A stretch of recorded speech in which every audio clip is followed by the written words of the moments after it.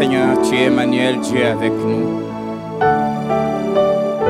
Reçois notre adoration, Père. Reçois notre louange. Seigneur, c'est pour nous une joie, même une fierté de chanter tes louanges, de publier tes hauts faits, de rencontrer tes prodiges et tes œuvres, de danser pour toi, de célébrer ton nom, de nous réjouir dans ta présence. C'est pour ça que tu nous as rachetés. Tu nous as créés en Jésus pour les bonnes œuvres que tu as préparées d'avance afin que nous les pratiquions. Et une de ces œuvres, et même la principale, c'est de t'adorer,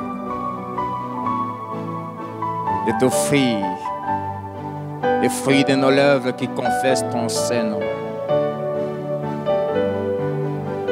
de célébrer ta sainteté, ta fidélité, ta grandeur, ton amour infini, mais aussi de nous asseoir à tes pieds pour nous être enseignés par toi.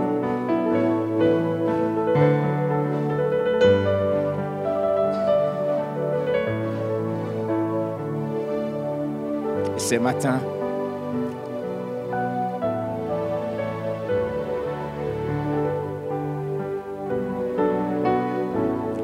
Seigneur, je prie que tu nous enseignes, que tu nous instruises,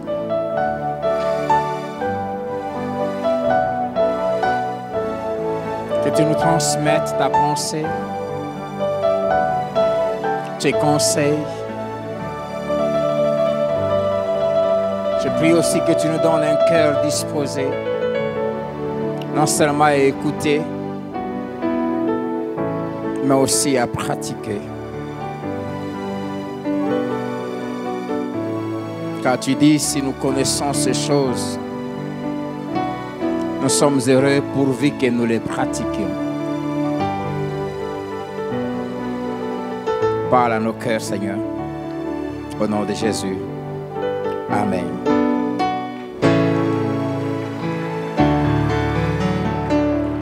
Bonjour. Bonjour à tous. Je nous souhaite la bienvenue dans la maison de Dieu en ce deuxième culte. Que Dieu nous bénisse abondamment. Nous sommes en train de parler dimanche après dimanche de comment il faut se conduire dans la maison de Dieu, qui est l'église du Dieu vivant, la colonne et l'appui de la vérité. Après avoir introduit, nous avons commencé à parler de comment les différentes catégories qui composent l'Église doivent se conduire dans la maison de Dieu. On ne fait pas ce qu'on veut dans la maison de Dieu, on ne se conduit pas comme on veut dans la maison de Dieu. Et Dieu veut que nous puissions, quand nous venons dans sa maison, quand nous nous reconnaissons de lui, que nous puissions conformer nos vies à la lumière de sa parole. Et je m'adresse cet avant-midi à ceux et celles qui ont choisi Jésus comme Sauveur et Seigneur de leur vie,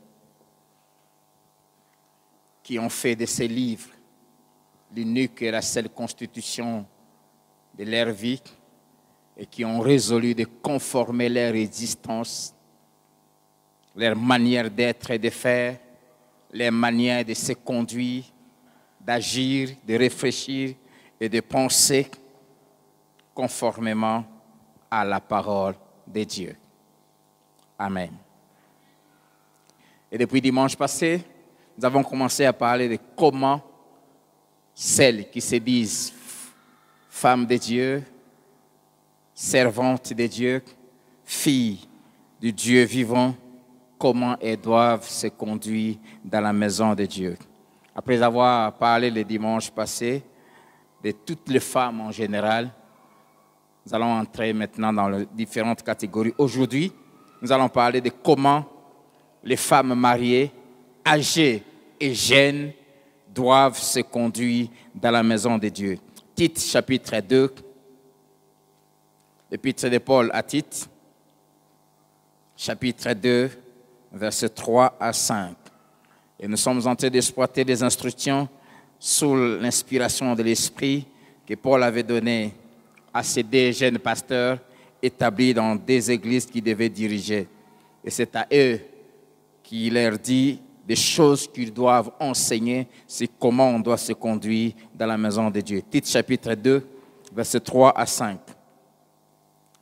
Dit que les femmes âgées doivent aussi avoir l'extérieur qui convient à la sainteté, n'être ni médisantes, ni adonnées au vin, qu'elles doivent donner des bonnes instructions plutôt dans le but d'apprendre aux jeunes femmes à aimer leurs maris et leurs enfants, à être retenues, chastes, occupées aux soins domestiques, bonnes, soumises à leurs maris, afin que la parole de Dieu ne soit pas blasphémée.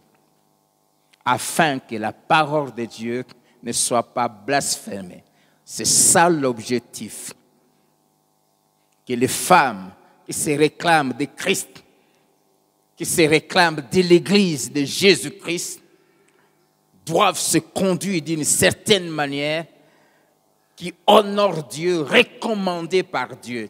Et si elles ne se conduisent pas de cette manière-là, elles vont donner l'occasion à l'ennemi d'injurier le nom de Dieu, d'injurier la parole de Dieu, d'injurier l'Église.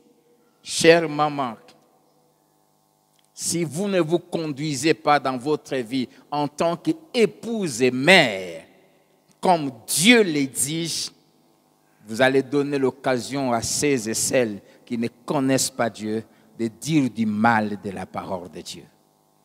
Amen. Et c'est très grave. La Bible dit, c'est à cause de vous, chrétiens, que le nom de Dieu est blasphémé par les païens. Je t'en supplie, ne sois pas celle qui donne la possibilité à ceux qui méprisent Dieu de dire du mal de Dieu. Je prie que la vie de chacune de vous, et pourquoi pas de chacun de nous, nous tous chrétiens, que nous puissions avoir des vies qui sont conformes à la parole de Dieu, afin que le nom de Dieu et sa parole soient glorifiés. J'aimerais lire ces 3 versets dans d'autres versions, premièrement la version parole vivante. Qu'il en soit de même des femmes d'âge mûr, que leur vie porte l'empreinte de leur dignité de servante de Dieu, que leur tenue extérieure soit modeste et respectable, qu'elles évitent autant le commérage et la médisance que les excès de boissons, que par l'exemple d'une vie correcte et par des sages conseils, elles encouragent les plus jeunes et leur apprennent à être des épouses aimantes et des bonnes mères de famille. Qu'elles les incitent à vivre dans la réserve, la discipline et la fidélité conjugale, à tenir leur intérieur propre et ordonné, à être bonnes, aimables et soumises à leur mari. Ainsi, la parole de Dieu ne sera pas discréditée.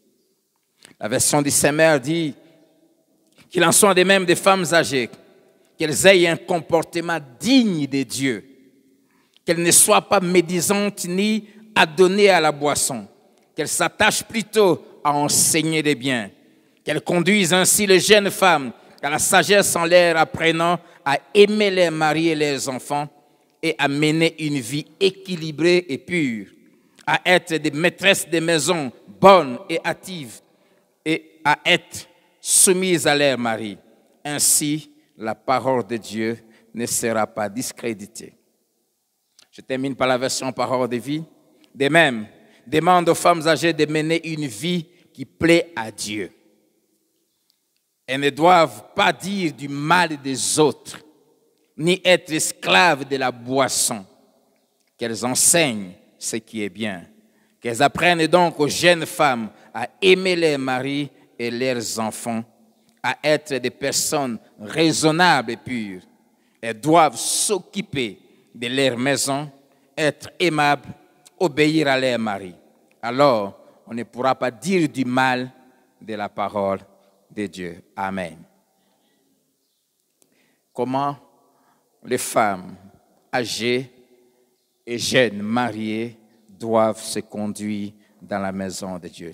Je vais commencer d'abord par les femmes âgées. Je me dis 3 choses les concernant.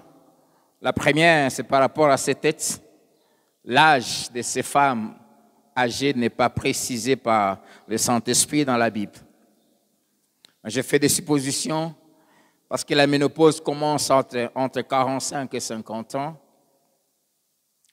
L'éducation des enfants, d'une manière générale, prend fin à partir de 60 à 65 ans. On suppose que vers cet âge-là, il n'y a plus des enfants à la maison, où les enfants ont sensiblement grandi et commencent même à partir. Et ces femmes n'ont plus d'autres charges qui les occupent.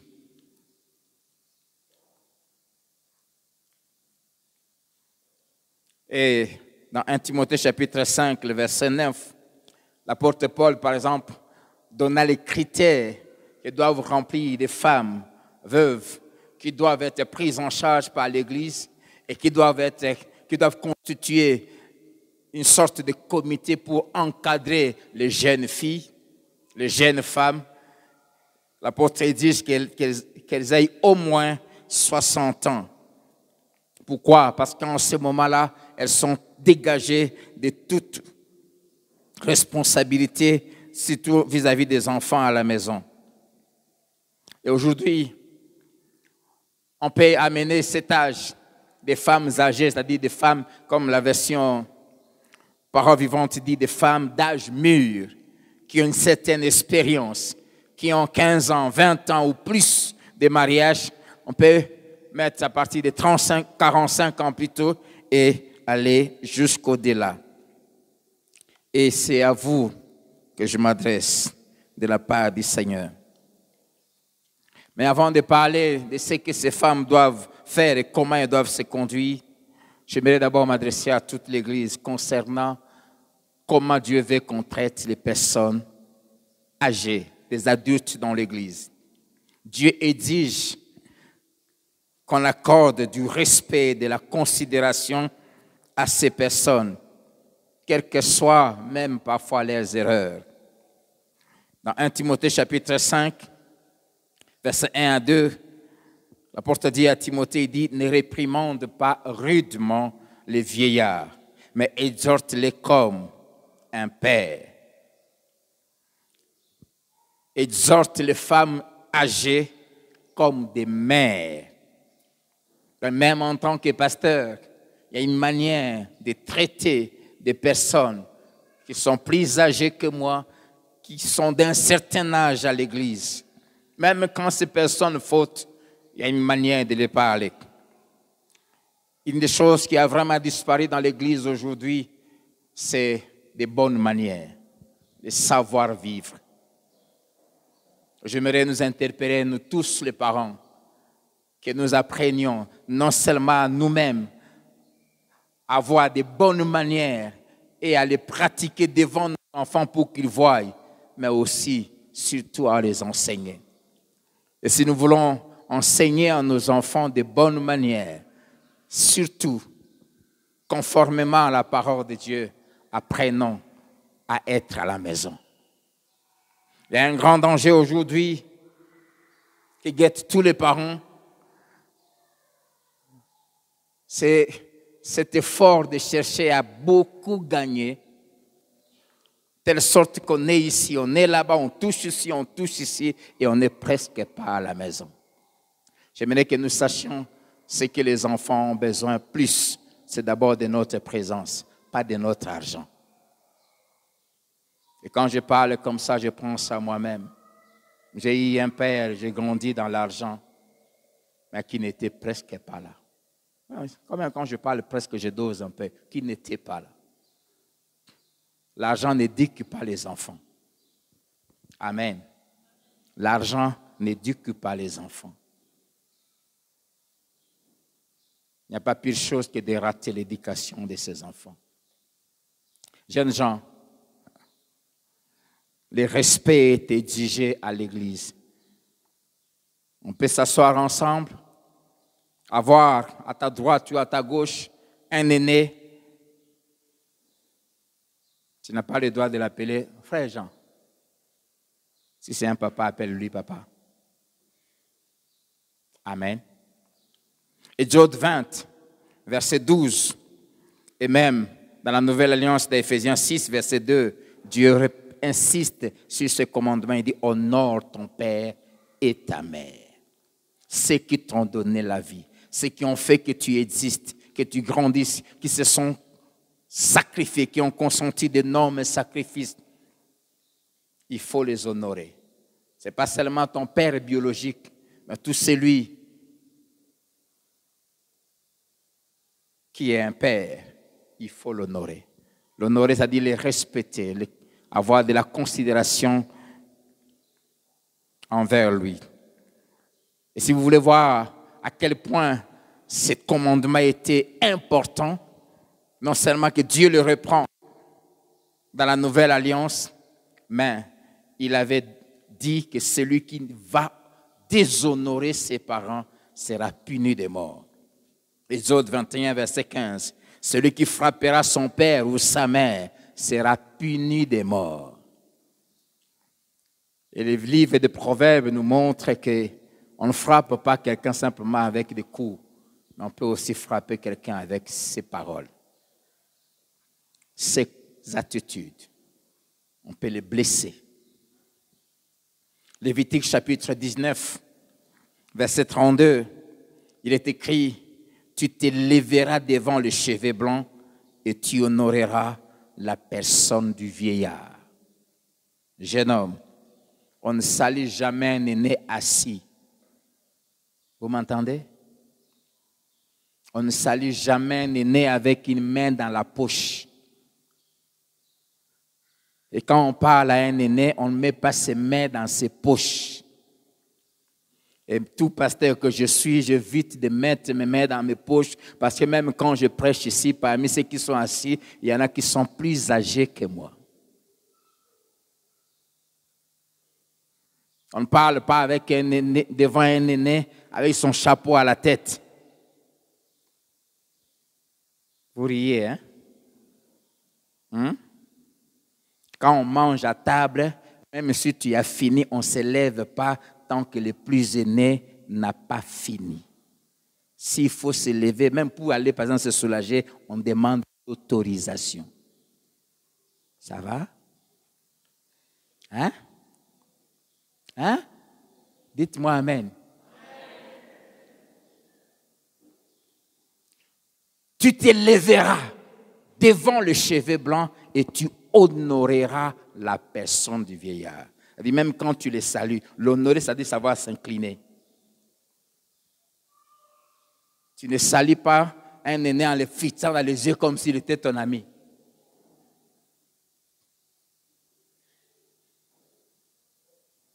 Ah, viens, béton bata. Amen. C'est extrêmement important de savoir ces petites choses. La vie chrétienne, ce n'est pas seulement être rempli de passages bibliques, prier beaucoup. La vie chrétienne, c'est être un modèle. La Bible dit, soyez saints dans toute votre conduite. Amen. Dans toute votre conduite, dans tous les aspects, soyez irréprochables.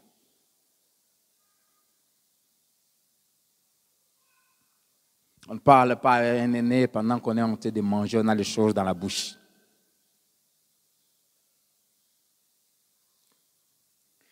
Parfois, ce que les gens oublient, c'est qu'un jour, ils deviendront aussi parents. Et la Bible dit, ce qu'un homme aura sémé, il les moissonnera. Tu ne respectes pas tes parents, tes enfants à toi ne te respecteront pas. Dieu est derrière ces paroles pour l'accomplir. J'oublie jamais, faisant une étude un peu sur les souffrances de l'apôtre Paul, ce jour-là, j'ai entendu l'Esprit me dire, je lui ai dit que j'allais lui apprendre comment il allait souffrir.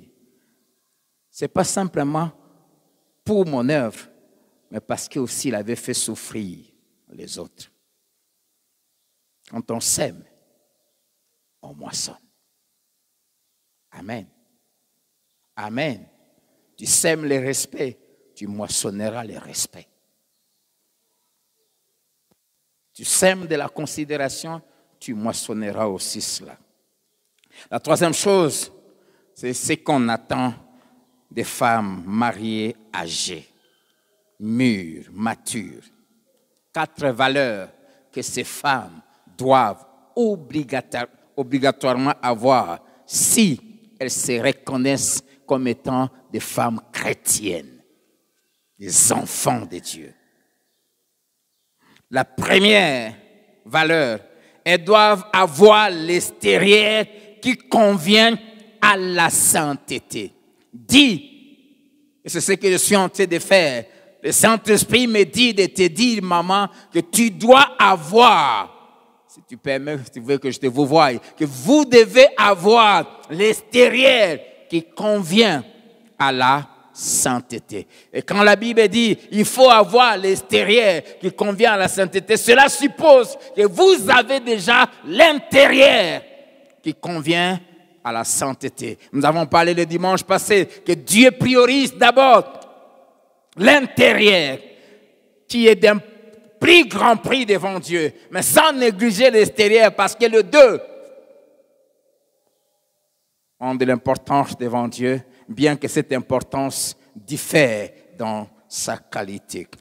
Avoir l'extérieur qui convient à la sainteté, l'extérieur qui manifeste l'empreinte de la dignité d'une servante de Dieu. Avoir l'extérieur qui manifeste un comportement digne de Dieu. Avoir l'extérieur d'une vie qui mérite de plaire à Dieu. Cela suppose, premièrement, quand on parle de l'extérieur, votre aspect physique. Et là, votre tenue. Je suis souvent dérangé et je me pose souvent la question. Vous avez 45 ans, 50 ans, 55 ans, vous vous habillez mal. Qu'est-ce que vous cherchez? Vous cherchez quoi? Hein, maman? Qu'est-ce que vous cherchez? Si vous vous dites fille de Dieu, ce qui fait mal, c'est de voir que les enfants de Dieu, ceux et celles qui s'appellent enfants de Dieu, sont facilement influencés par le monde et ils sont incapables d'influencer le monde. Être chrétien, c'est être la lumière du monde. C'est imposer là où tu es la manière d'être, de faire et d'agir du royaume des cieux. Amen. Avoir l'extérieur qui convient à la sainteté, qui est digne des femmes de Dieu. Maman, parce que tu t'appelles chrétienne, il faut développer le sens de la dignité, de l'honneur.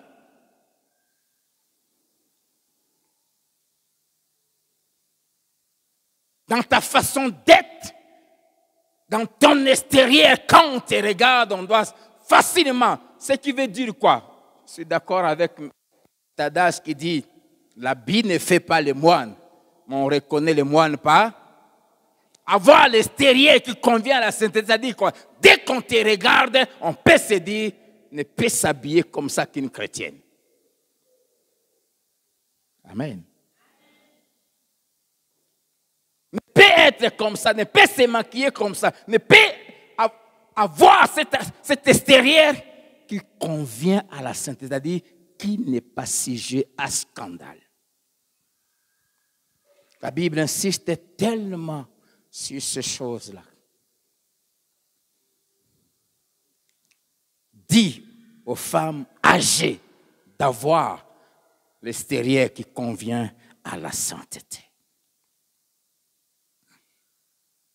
qui est digne d'une servante de Dieu, d'une femme de Dieu. J'insiste, je ne parle pas aux païennes, je ne parle pas aux venants à l'église, je parle à celles qui revendiquent le titre d'enfant de Dieu.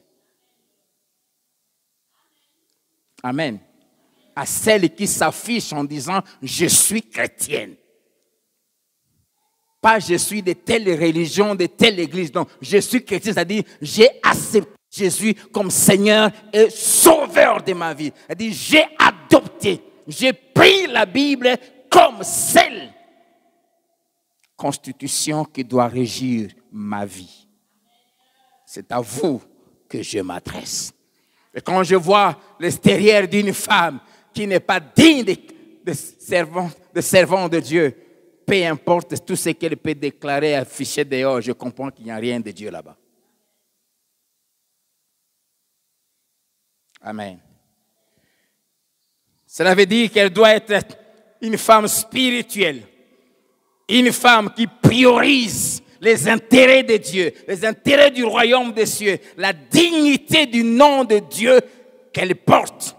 Une femme consacrée à l'œuvre de Dieu. Pourquoi ces femmes-là doivent être totalement consacrées à Dieu? Une des raisons, c'est que parce qu'elles n'ont plus de petits-enfants qui doivent occuper leur temps. Amen. Elles n'ont plus à chercher à impressionner. Laissez ça aux jeunes filles qui cherchent à attirer les regards. Je parle aux femmes âgées. Hein? Comme ma femme ici. Est-ce qu'elle a besoin d'attirer les regards? Quand elle sort avec son enfant au volant, je me rappelle, un jour, elle est allée au supermarché, elle était avec notre fils qui conduisait. Maman, vieux, là ta masque. C'est lui qu'on appelait vieux, c'est son enfant. Tu as déjà des enfants qui paraissent comme être ton mari. Et tu cherches encore quoi?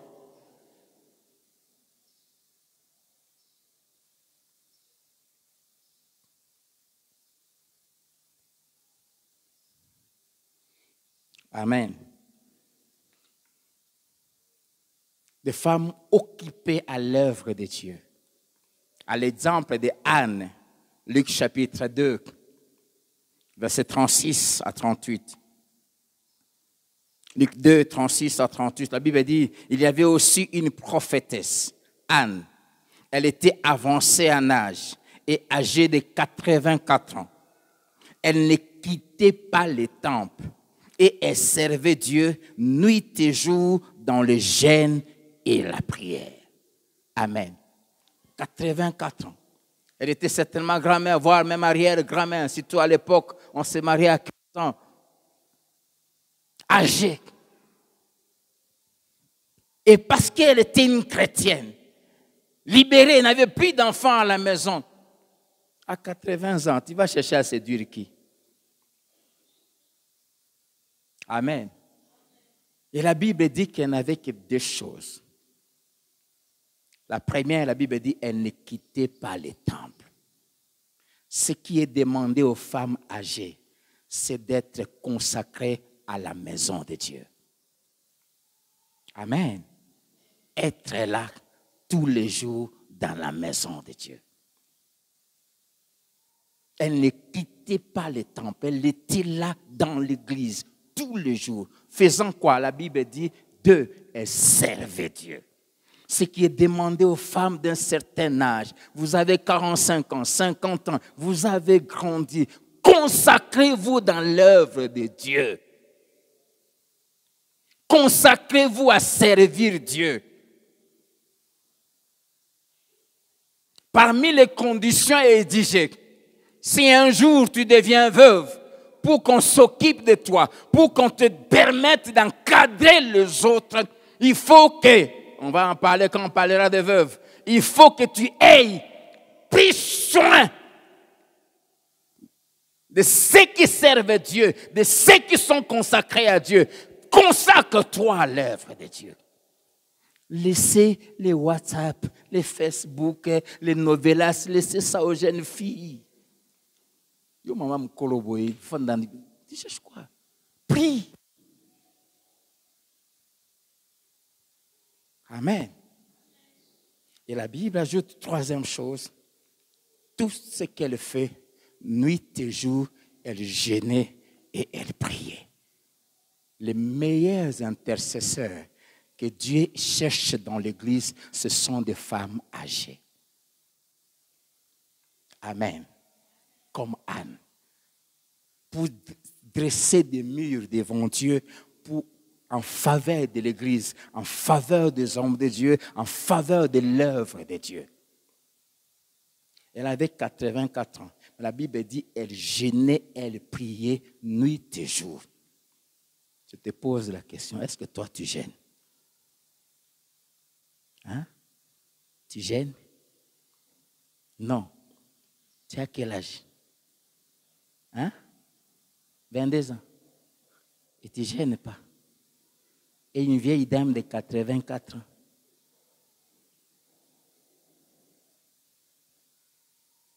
Si vous ne savez pas jeûner, à dater de ce matin, apprenez à jeûner. Elle jeûnait et elle priait. Elle intercédait pour l'œuvre de Dieu. Elle intercédait pour les cultes. Elle intercédait pour que Dieu inspire les messages. Elle priait. Résultat, elle était tellement proche de Dieu, tellement spirituelle que Joseph et Marie amènent le petit Jésus qui n'avait que quelques jours, né dans une totale discrétion. Quand Dieu avait dit à Marie, l'ange était venu parler à Marie, personne n'était là. Et Marie n'a parlé que à sa sœur Élisabeth et plus tard à Joseph. Jésus est né dans une totale discrétion. Les gens ne savaient pas. Et ils amènent ce petit enfant. Mais cette vieille dame, qui était une femme consacrée à Dieu, une femme de prière, une femme qui gênait, qui cherchait la face de Dieu, elle avait une oreille spirituelle très aiguisée, très sensible à la voix du Saint-Esprit. Et dès que Joseph et Marie se présentent devant elle, l'Esprit lui dit, c'est le Messie que vous attendez depuis des années. Et la Bible dit, elle a commencé à parler à tous ceux qui étaient là au temple de Jésus. Et l'Église a besoin, Dieu a besoin de ces femmes qui se consacrent à la prière, au jeûne, à lire la Bible, à chercher la face de Dieu pour qu'elles deviennent des instruments par lesquels Dieu passera pour avertir, pour protéger l'Église. Dieu te dira, la nuit d'aujourd'hui, prie. Pourquoi? Parce que voici ce que l'ennemi veut faire dans les cris de ce matin. Et tu passes ta nuit à prier. Tu n'as plus de bébés, tu n'as plus de grossesse, tu n'as plus de choses qui t'occupent.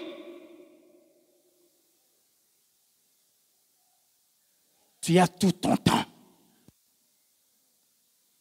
Tu as tout ton temps. Voilà ce que Dieu attend des femmes âgées. Tu me diras, moi j'ai encore des enfants de 10 ans. Un enfant de 10 ans ne dort plus avec toi, ne t'aide plus. Prie et jeûne. Dites-moi amen. Ton dernier enfant, 15 ans. Tu fais quoi?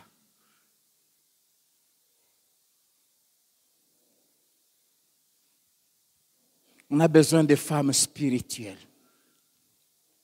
Des femmes connectées à l'esprit. Ce sont des femmes que l'Église a besoin. Ce sont ces femmes-là qui doivent encadrer les jeunes filles. Amen. Amen. Maman, comment ton emploi du temps est constitué? Que fais-tu? Maman Zézine. Amen. Que Dieu remplisse de Philadelphie des ânes. Des ânes. Et quand on est une femme spirituelle consacrée à la prière, consacrée au jeûne, et qui passe tout son temps dans la maison de Dieu, dans la présence de Dieu, on ne pourra jamais avoir ces défauts. La deuxième valeur qui doit avoir les femmes âgées à l'église, elles ne doivent jamais médire. Jamais avoir de la médisance dans leur bouche. Vous savez, médire, c'est quoi? Médire, c'est tu reçois une information sur un mauvais comportement de quelqu'un, une faute de quelqu'un, quelque chose vraiment qu'il a fait. Et tu prends ces défauts-là, cette faute-là, et tu vas maison à maison, tu vas commencer à en parler dans le but de saluer l'autre. C'est ça la médisance. La différence avec la calomnie qui consiste à dire des faussetés sur quelqu'un. La médisance, tu dis vraiment des mauvaises choses qu'il a faites. Ou un mauvais comportement qu'il a. Mais l'intention, c'est de nuire. C'est de les salir. Et ça, des femmes médisantes, ce sont des femmes qui ne sont pas spirituelles. Il n'y a que des gens qui ne sont pas occupés par Dieu, qui sont utilisés par les diables. Si vous n'êtes pas occupé par Dieu, par les affaires de Dieu, le diable va vous occuper. Une femme comme Anne n'avait pas le temps de médire. Amen. Parce que tout son temps, c'était la prière, le jeûne et l'œuvre de Dieu.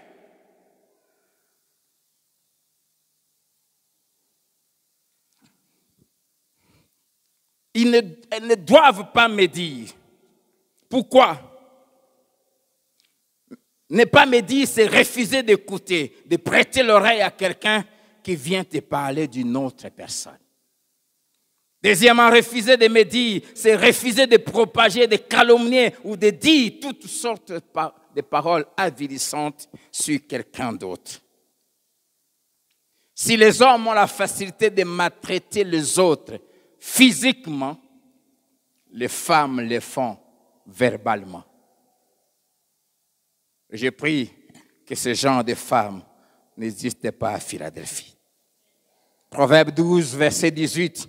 La Bible dit, tel qui parle légèrement blesse comme un glaive.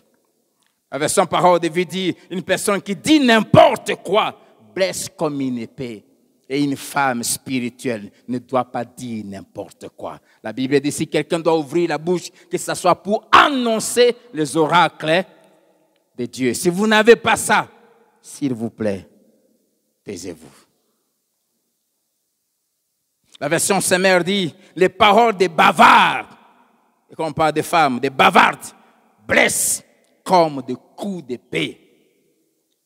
La Bible qualifie de fou l'homme ou la femme qui passe son temps à raconter des choses sur les autres. Proverbe 10, verset 18, celui qui répand la calomnie est un insensé, donc un fou. La Bible qualifie d'indiscret celui ou celle qui propage, qui fait des commérages.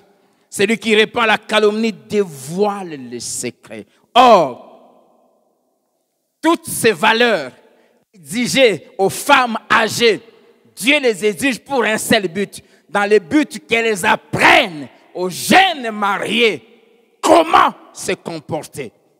Or, la meilleure manière d'enseigner les autres, c'est de faire les choses que tu veux le voir faire.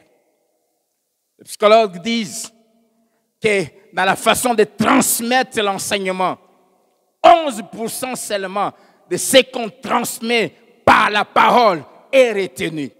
Mais 89% est transmis par les actes. C'est quand on te voit faire, quand les enfants te voient faire, ils retiennent.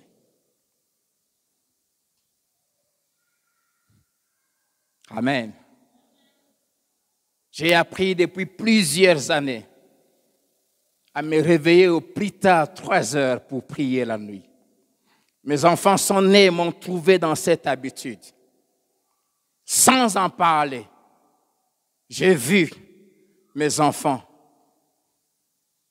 se réveiller la nuit. Mon deuxième garçon, ça a commencé par lui.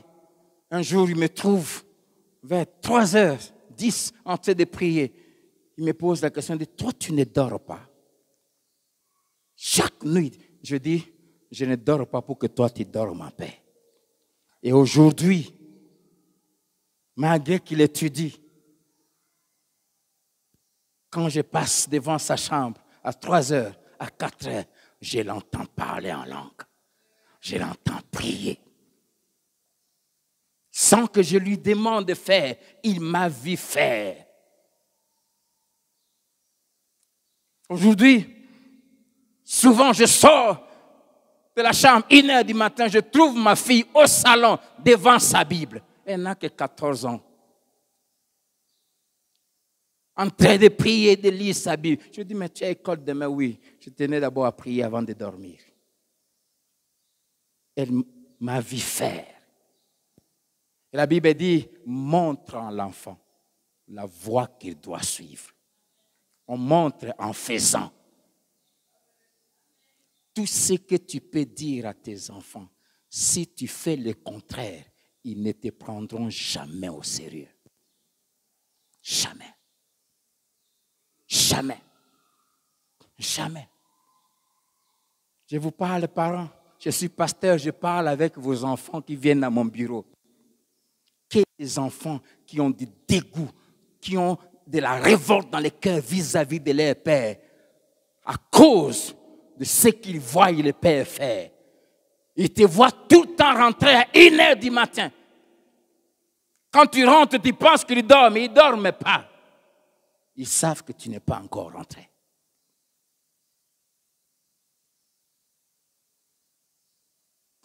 J'ai travaillé et servi Dieu pendant 3 ans, 2 ans et demi, avec un pasteur qui, à un moment, il a commencé à dévier. Je lui ai parlé, il ne voulait pas écouter. Et Dieu m'a dit, détache-toi. Jusqu'à ce que le scandale arrive, il a engrossé une femme mariée de son église. Et un jour, sa fille, à l'époque, elle avait 15 ans. Sa fille était partie à l'école et puis elle est rentrée, si c'est vers 18h. Il s'est mis à crier sur sa fille. Elle s'est arrêtée.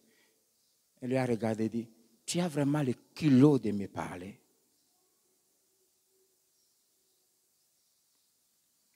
Je n'approuve pas ce que la fille lui a dit. Mais pourquoi? Parce qu'il fait le contraire de ce qu'il prêche. Et sa fille lui a dit, je préfère que maman me blâme, pas toi. Il s'est mis à la taper. Il ne faut pas la taper. Le respect, maman, ça ne se donne pas. Le respect, ça se gagne. Vous m'entendez? Le respect, ça ne se donne pas. Le respect, ça ne s'impose pas.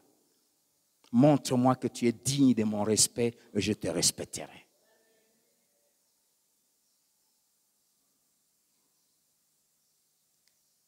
Alléluia. Amen.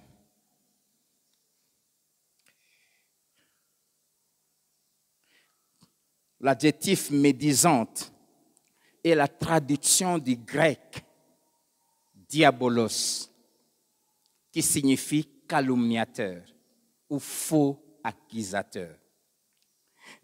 Et ces mots se retrouvent 34 fois dans le Nouveau Testament comme titre de Satan que Jésus qualifie d'être le père du mensonge.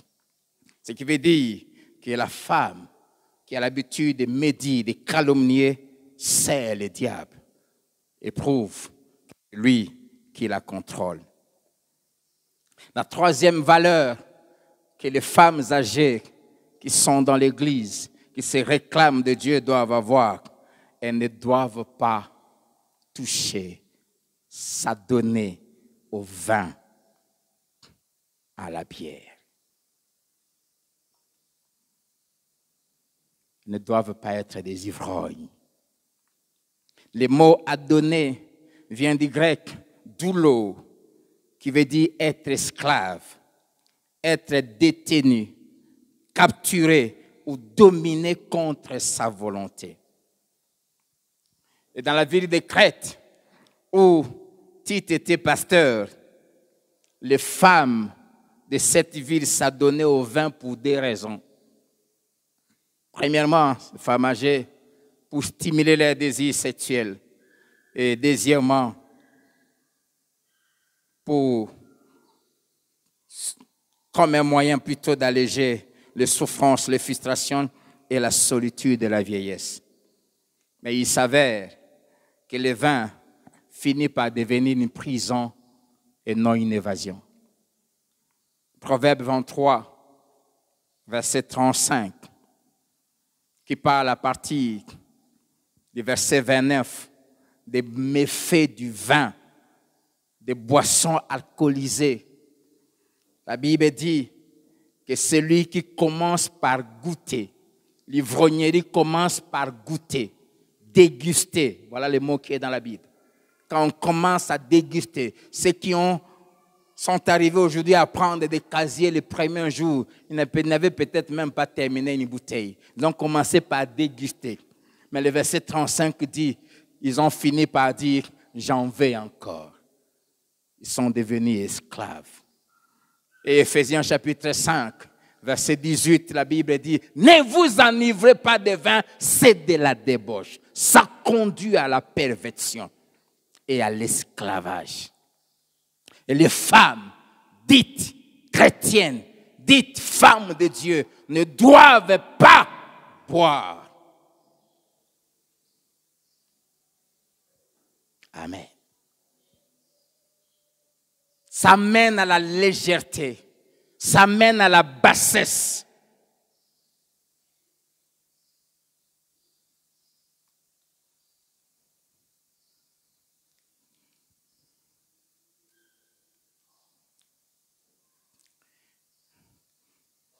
Je vous en supplie, n'ouvrez pas cette porte.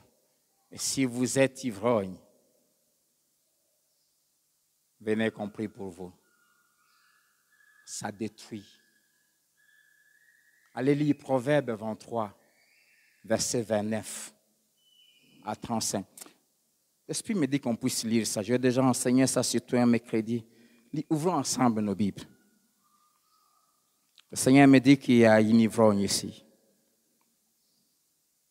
Peut-être tu n'as jamais lu ça.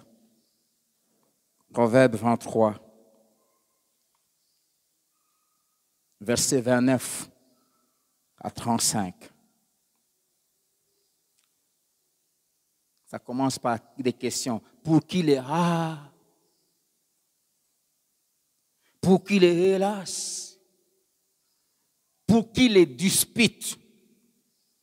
Non seulement la bière crée des regrets, mais ça crée des disputes.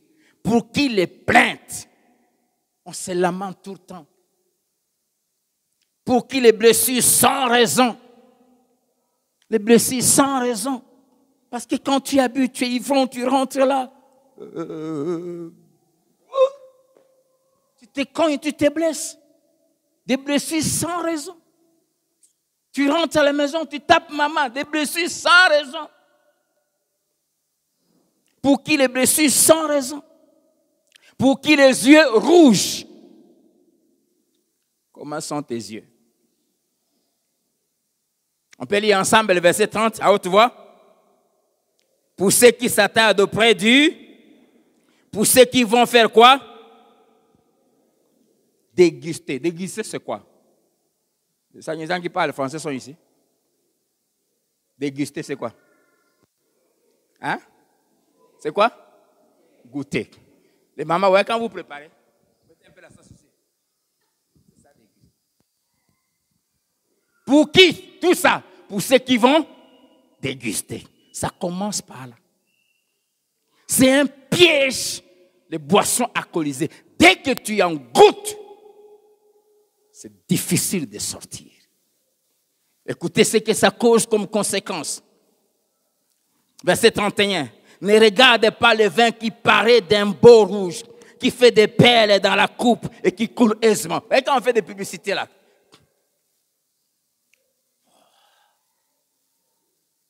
Pépélena.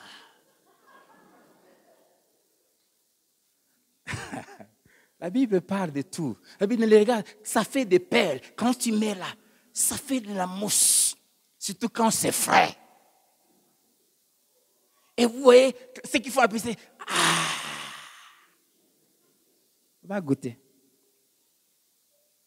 La Bible dit, ne les regarde pas. Méfie-toi de ça, de ce que tu vois là. Verset 32. Il finit par mordre comme un et par piquer comme un. Basilic, c'est une sorte de scorpion qui n'existe plus aujourd'hui. Ça existait dans l'Égypte antique. C'était une sorte de scorpion qui avait un venin qui tuait simplement, c'était dans ses yeux. Il te fixe les yeux comme ça, si c'est à moins d'un mètre, ça te détruit.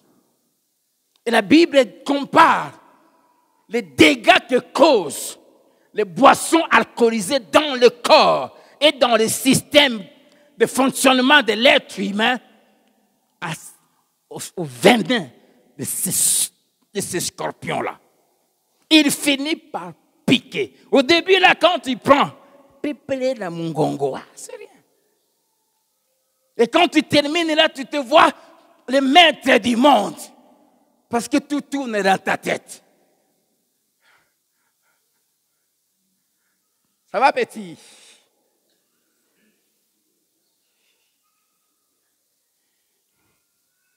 J'ai ce genre de personnes dans ma famille nombreuses. Tous ces gestes que j'ai faits là sont des choses que j'ai vécues dans toute ma jeunesse. J'ai vu ça. Il finit. La Bible dit, autre conséquence, 33, tes yeux se porteront sur des ais. Les boissons enivrantes conduisent toujours à la dépravation, à une vie sexuelle désordonnée. Un ivrogne ne peut pas être fidèle. C'est impossible. Un ivrogne, un buveur ne peut pas être fidèle.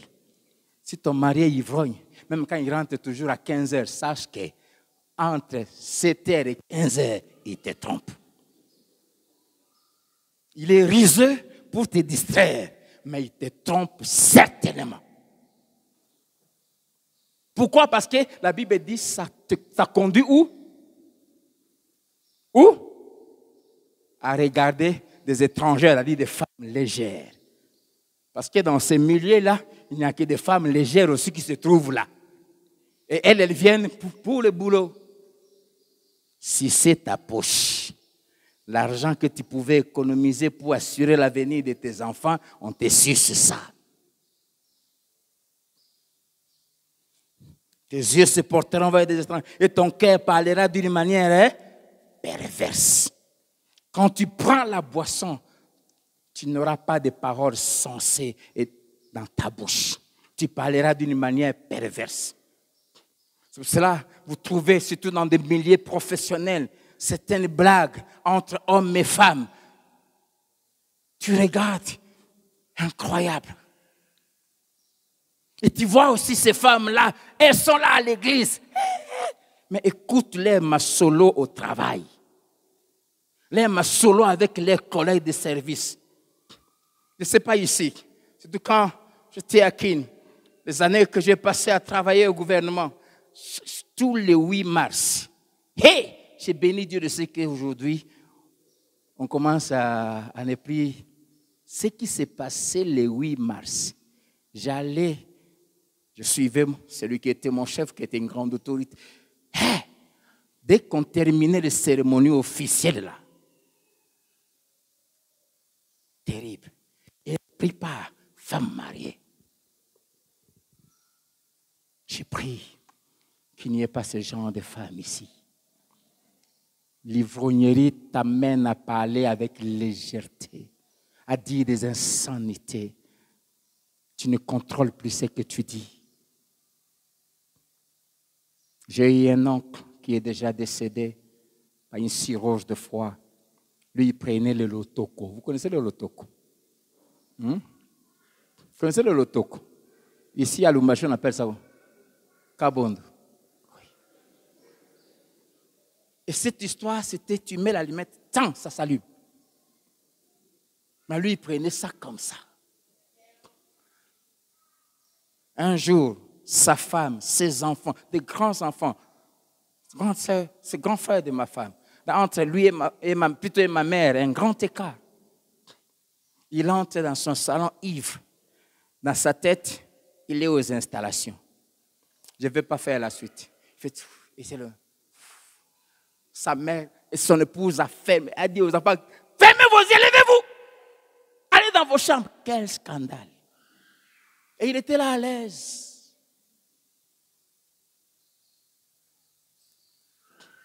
Le matin, il n'a pas pu sortir quand sa femme lui a dit ce qu'il avait fait. Pépele na mungongo. Continue. Amen. Pas donner au vin. Quatrième chose, je vais terminer par là aujourd'hui, juste parler du premier point. Quatrième valeur. Non, c'est même pas la quatrième valeur. Les trois premières valeurs. On demande ça aux femmes âgées dans le but d'être un, des modèles et deux, des enseignantes, des conseillères de jeunes femmes. Être des modèles. Dans le but d'apprendre aux jeunes femmes mariées comment aimer leurs maris, leurs enfants, comment prendre soin de leur maison. Le problème qu'on a aujourd'hui en l'Église, même au niveau de la nation, c'est une crise des modèles. Chers parents, les jeunes ont besoin de modèles. Amen. Et les femmes âgées, on est en train de prier pour constituer cette équipe de femmes et des hommes, des aînés âgés, mais sérieux, des ânes, pour qu'elles puissent s'encadrer. L'Église en majorité est jeune. Nous avons des mariages qu'on célèbre chaque mois, 2, 3, beaucoup de jeunes. Mais il faut voir toutes ces jeunes filles qui entrent dans les mariages, la plupart ne connaissent rien. Les parents ont démissionné à la maison, mais l'Église doit récupérer la situation. Et celles qui doivent faire ça, ce sont des femmes âgées et des hommes âgés. Des femmes mûres. Mais pour que vous puissiez influencer ces jeunes gens, ces jeunes filles, vous devez être des modèles. Et vous voyez pourquoi parmi les valeurs que les femmes âgées doivent avoir, c'est la gestion de leur bouche.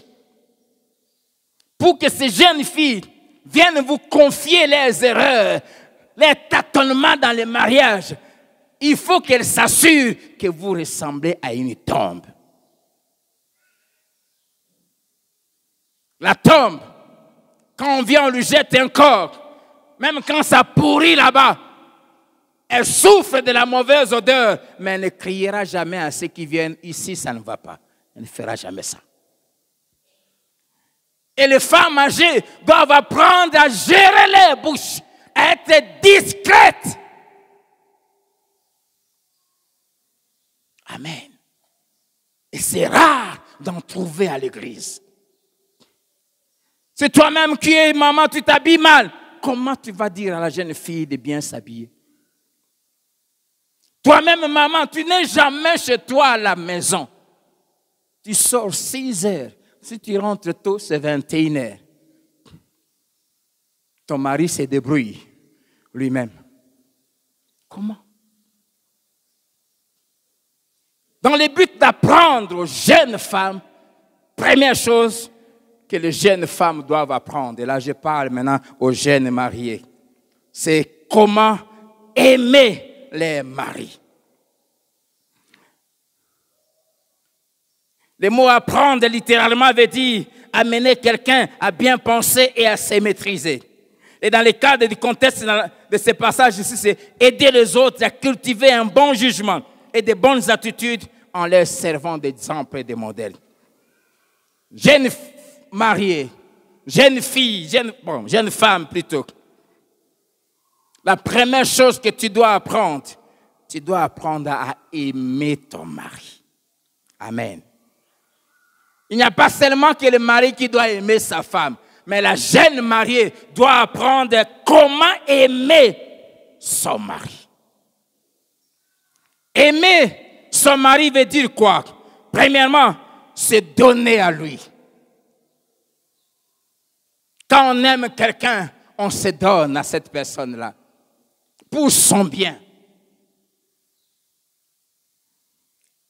Aimer, c'est donner à quelqu'un ce qu'on a pour son bonheur. L'amour véritable ne demande pas, l'amour donne. Car Dieu a tant aimé le monde qu'il a fait quoi? Qu'il a donné. Jeune fille, n'entrez jamais dans le mariage avec le but qu'on te donne. C'est vrai que tes désirs doivent se porter sur ton mari, mais tu ne viens pas au mariage pour que chaque matin, achète-moi, matin achète-moi, midi achète-moi, 12 heures achète-moi. Et toi, tu donnes quoi? Amen. On vient se donner à l'autre, aimer son mari. Aimer son mari, c'est lui faire du bien tous les jours de sa vie, jamais du mal. Proverbe 31, verset 12, parlant de la femme vertueuse, modèle à suivre. La Bible dit, elle lui fait du bien à son mari et non du mal tous les jours de sa vie. Une bonne femme chrétienne ne fait jamais du mal à son mari. Même quand ce mari peut lui faire du mal, une chrétienne ne rend pas le mal pour le mal. Amen. Aimer son mari, c'est lui supporter, c'est lui pardonner, c'est croire que Dieu a le pouvoir de les changer. L'amour qui vient de Dieu. Et c'est triste de voir ce qui se passe dans des jeunes couples. 2 ans après, 3 ans après, vous les voyez entrer là au bureau. Pasteur, je sens qu'il y a une compatibilité de caractère. Ah français, il y a une compatibilité. Parce que je sens que nous deux là, ça ne peut pas continuer comme ça. Je risque de... En tout cas, moi... Ça.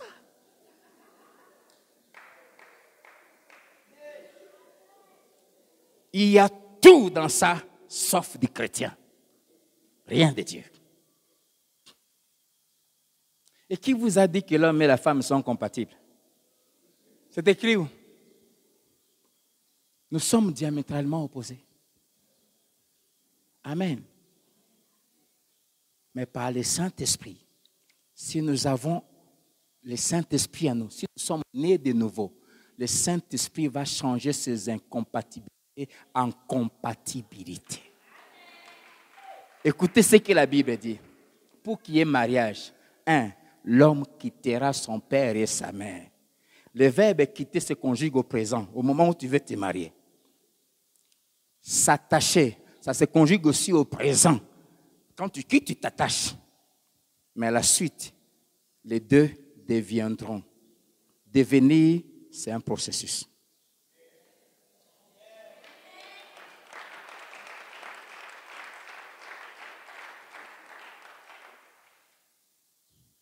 Tu l'as épousé, tu as 30 ans. Lui, il a 32 ans. Ça fait 32 ans depuis qu'il est né, qu'il a appris, quand il arrive, il enlève ses chaussures et jette. Et tu penses que tu peux changer ça en un mois? Tu deviens Dieu. Même Dieu utilise le processus. Même le Fils de Dieu a fait 9 mois dans le ventre. Il est né bébé. Il a appris à parler. Il a appris. Toi, tu veux dire bam bam.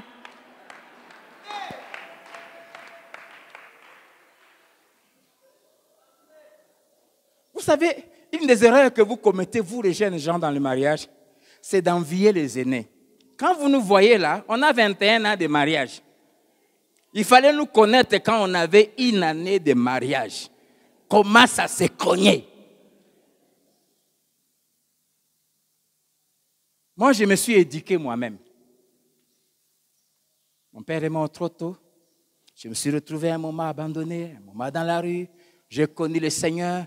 J'ai grandi maison à maison et puis à un moment. Donc, j'ai vécu 11 ans loin d'une maison seule. Donc, j'étais très spirituel, comme je dis ici, mais très mal éduqué.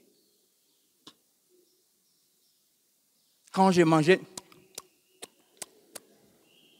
la première fois on a mangé ensemble, elle est née d'une famille structurée, papa et maman. Elle est née, grandie à Kinshasa. Je l'ai connue, elle avait 23 ans.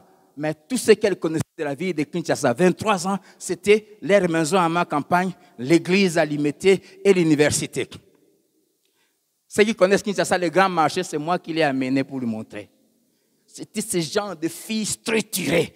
18 heures, elle est déjà, avant qu'il soit elle est à la maison. C'est qu'on a na fungoli et moi en mémoire. Amen. Maintenant, elle a épousé un débrouillard. Elle a grandi dans une famille, ils sont très unis. Mais nous autres, c'est fils unique. Moi, dans la moine, alléluia. Mais pour qu'on arrive à fusionner ça, je n'oublie jamais la première nuit.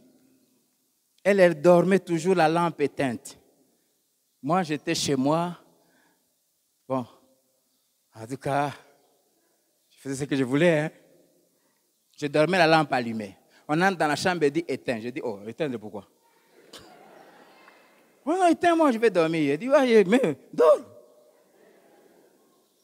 Oh non, si tu laisses allumé, moi, je ne serai pas. Moi aussi, si tu éteins, moi aussi, je ne serai pas dormir. Ne nous enviez pas, il y a tout un chemin. Devenir là, c'est pas facile de devenir un. Voir les choses de la même manière. Vous vous mariez, les mange vite. Nous qui ont grandi, donc, tu n'as qu'un seul repas le jour, parfois ça vient à 22 heures. Dès que tu trouves ça, c'est pam, pam. Mais elle, c'est avec couteau. C'est quoi ça? Ah, tu as vu le voilà. Ah, elle a enduré, hein? Mais sur le côté spirituel, là, pas de blague. Tu n'oublies pas la première année, elle me dit, tu sens mauvais, va te laver. Elle dit, quoi? Elle laver la nuit. Ah, c'est quoi ça? Je suis quand même chez moi. Et puis elle me dit, non, tu n'es plus chez toi, tu es chez nous. Va te laver, tu sens mauvais. On t'a déjà dit ça? Amen. Ça, c'est travail. Alléluia.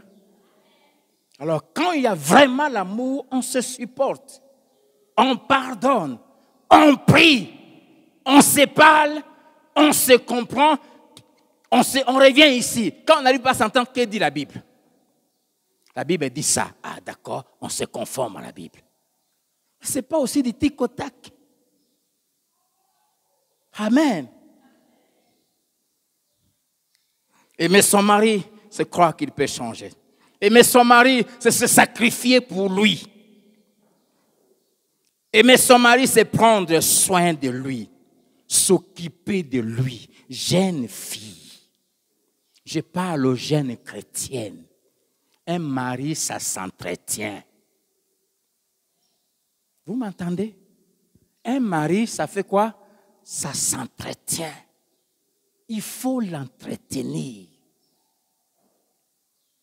Je dis ça au premier culte.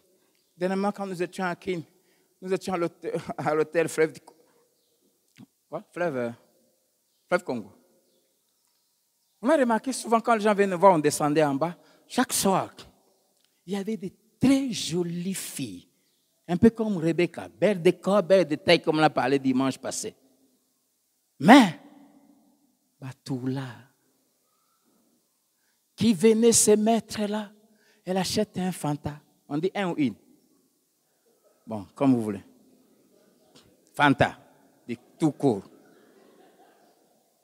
Elle achète Fanta, comme les Ivoiriens. Elle met là. Tu descends à 19h, tu la trouves là. Tu redescends à 23h, même Fanta là, qui ne bouge pas.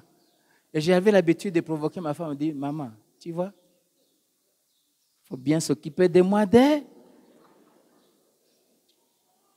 Amen. Un mari, ça s'entretient. Tu dois veiller sur ton mari, veiller sur son accoutrement, veiller sur ses habits, me tenir propre.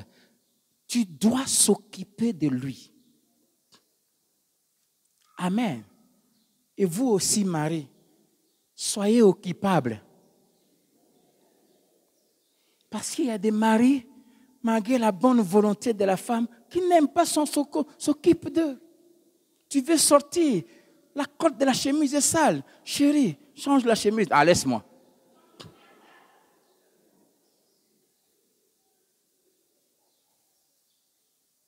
Non.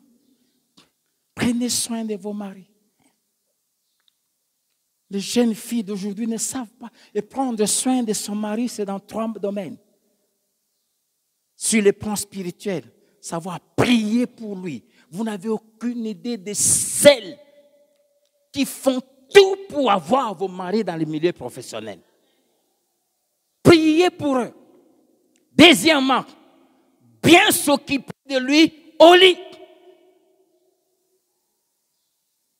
J'ai reçu une jeune mariée, 3 semaines de mariage. Elle rentre dans mon bureau et dit, pasteur, ton fils là, lui aussi, il est exagère. Je lui ai dit, hé, maman, 3 jours, 3 semaines.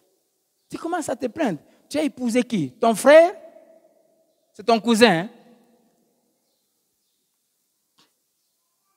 Et troisièmement, préparer pour lui.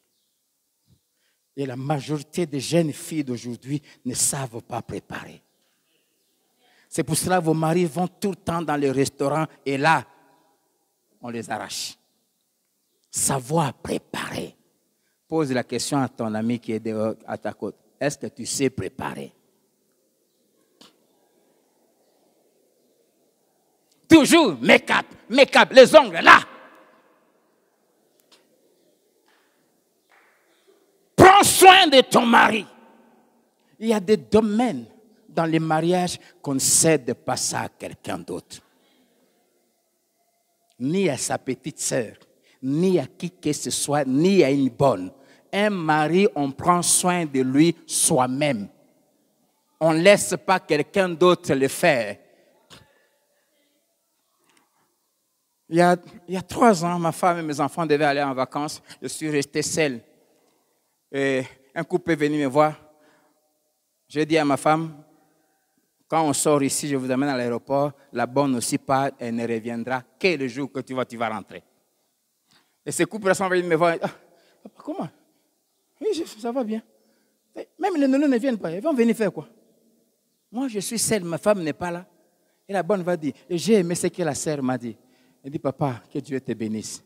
Une femme, qu'elle soit bonne, qu'elle soit folle, c'est une femme. Ne jouez jamais avec le pouvoir d'une femme. Ce qui est triste, c'est que vous-même, vous êtes femme, mais vous ne maîtrisez pas le pouvoir d'une femme. Tu laisses ta petite sœur servir ton mari tout le temps. Pourquoi? Parce que toi, tu es toujours occupé. Je vais clôturer en vous racontant une histoire vraie et triste. Cette histoire, ça s'est passé à Kinshasa et à Matete. Je ne donne pas trop de détails. Une jeune femme de 24 ans, elle s'est mariée, elle avait 23 ans. Sa mère avait 44 ans.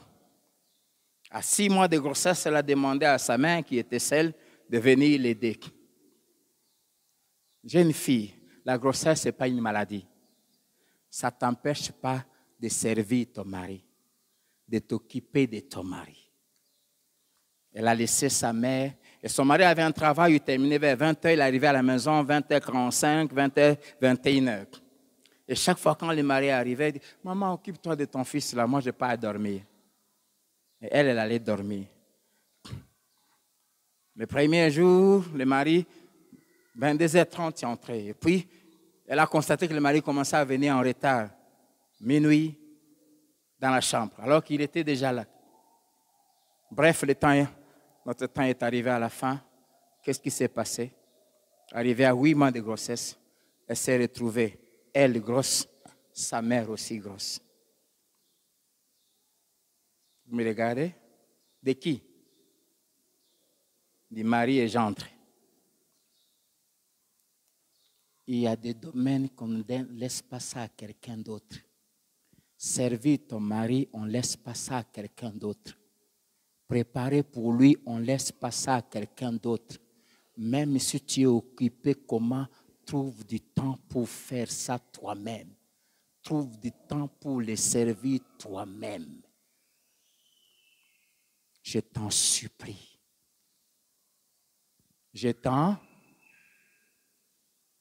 On peut condamner l'homme, on peut condamner aussi la maman, mais la personne la plus condamnée, c'est la femme qui a laissé son mari entre les mains de sa mère. Et maman a senti que non, je n'ai que 44 ans, je suis encore.